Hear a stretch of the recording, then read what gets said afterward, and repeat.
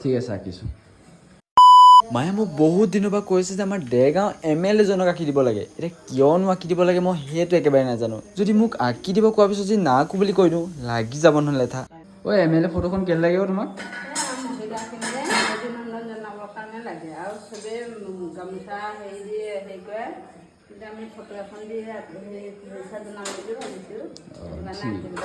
ঠিক আছে আঁকিছোঁ। বাৰু যি কি নহওক আউটলাইনৰ পাৰ্টটো হৈ গ'ল। এতিয়া মেইন ষ্ট্ৰাগল পাৰ্টটো হয় শ্বেডিঙৰ। আৰু এতিয়া মই ভাবিছোঁ শ্বেডিঙত এইবাৰ অকল নৰ্মেল পেঞ্চিল ইউজ কৰিম।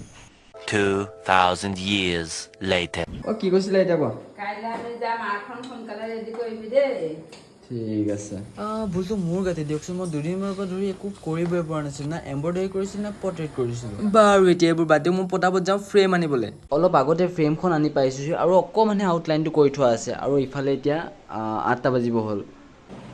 এতিয়া মই ডাঙৰ চেলেঞ্জিং পাৰ্টত ফচি গ'লোঁ নহয়। কাৰণ এতিয়া এই পৰ্ট্ৰেটখন কৰিয়ে হোৱা নাই। ইফালে মাহঁত কাইলৈ ৰাতিপুৱা 8টা বজাতে যাব।